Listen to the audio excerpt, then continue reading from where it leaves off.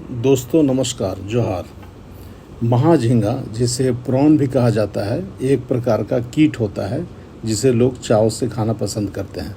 विदेशों में भी इसकी मांग अधिक रहने के कारण इसका निर्यात भी होता है, यानी एक्सपोर्ट भी होता है। इसके कारण इसका बाज़ार में मूल्य काफ़ी अधिक रहता है। झींगा कई प्रकार के होते हैं, परंतु सबसे लोकप्रिय प्रकार है महाझींगा या इंडियन जायंट प्रॉन, जिसका वैज्ञानिक नाम है मैक्रोब्रैकियम रोज़नबर्गाई। इसे स्कैम्पी भी कहा जाता है। उड़िया में इसे मधुर जल चिंगड़ी माछ, बांग्ला में इसे चिंगड़ी, तो आसामी भाषा में इसे मीसा माछ कहा जाता है। बड़े आकार के झींगे आसानी से 600 से 700 रुपये किलो बिक जाते हैं। इनका प्रारंभिक अवस्था समुद्र के खारे पानी में बीतता है, तो वयस्क अवस्था मीठे पानी में बीतता है। इसलिए इसे अकेले या कार्प मछलियों के साथ आसानी से पाला जा सकता है। इसके लिए तालाब की तैयारी कैसे करनी है?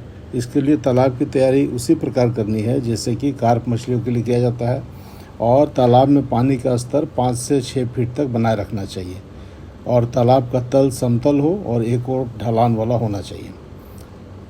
यदि आप इसका पालन करना चाहते हैं तो इसके बीज को समुद्र के तट वाले राज्यों से, जैसे पश्चिम बंगाल या उड़ीसा से मंगाना पड़ेगा, क्योंकि इसका हैचरी समुद्री किनारे ही होता है। बीज उम्र के आधार पर उसका नामकरण होता है, जैसे पोस्ट लार्वा 25 या 25 से पोस्ट लार्वा 45 तक हो सकता है। बातचीत की भाषा में इसे PL25 या PL45 कहा जाता है। PL यानी पोस्ट लार्वा, 45 यानी 45 दिन का हो चुका है। झींगा को अकेले या कार्प मछलियों के साथ पाला जा सकता है। अकेले पालने को मोनोकल्चर और साथ में पालने को पॉलीकल्चर कहा जाता है।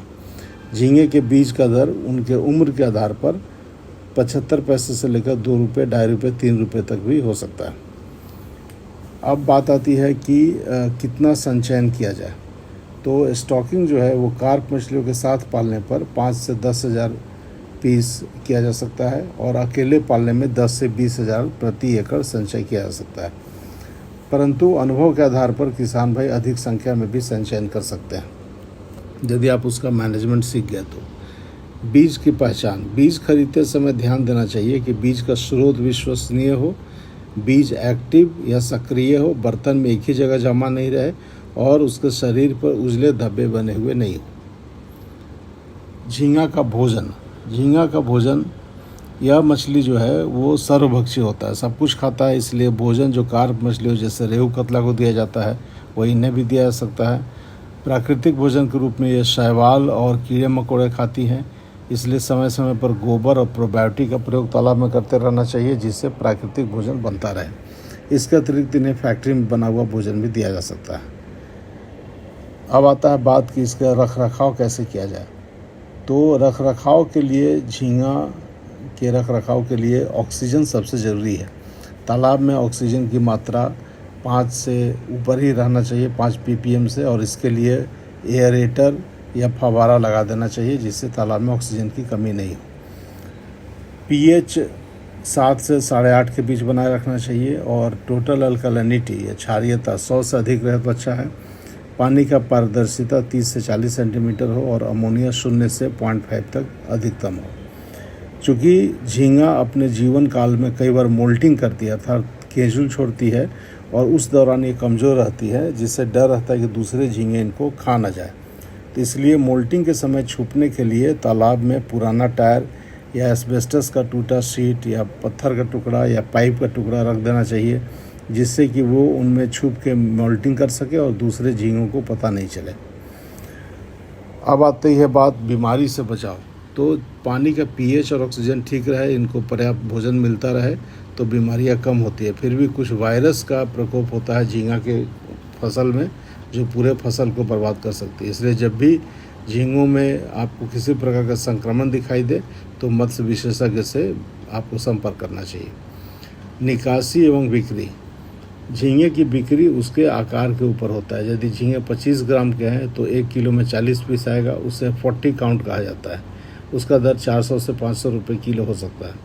इसी तरह से यदि 40 ग्राम का एक झींगा है तो 25 पीस आएगा, उसे 25 काउंट या 25 काउंट बोला जाता है, तो इसका दर अधिक होगा। इसलिए समय समय पर बड़े झींगों को निकालते रहना चाहिए। अकेले पालन में 2 से 5 टन और कार्प मछलियों के साथ पालन में 1 से 2 टन उत्पादन प्राप्त हो सकता है, लेकिन अनुभव के आधार पर किसान अधिक भी उत्पादन प्राप्त कर रहे हैं। विशेष जानकारी के लिए अपने जिले के मत्स्य अधिकारी से संपर्क करते रहना चाहिए।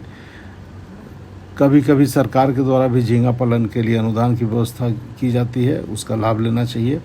यह एक बहुत ही लाभकारी व्यवसाय है और बिक्री की कोई समस्या नहीं, इसलिए संभव हो तो सभी किसान भाइयों और बहनों को अपने तालाब में कार्प के साथ या अकेले झींगा का पालन करना चाहिए। यदि किसी को बीज की आवश्यकता हो तो वो आप मेरे फ़ोन नंबर पर संपर्क कर सकते हैं। इस संबंध में और भी कोई जानकारी चाहिए तो कृपया आप कमेंट बॉक्स में लिखेंगे, मैं प्रयास करूंगा उत्तर देने का। भाइयों और बहनों, यदि आपने मेरे चैनल को अभी तक सब्सक्राइब नहीं किया है तो कृपया सब्सक्राइब कर दें और बेल बटन दबा दें। आपका इस वीडियो को देखने के लिए बहुत बहुत धन्यवाद। नमस्कार, जोहार।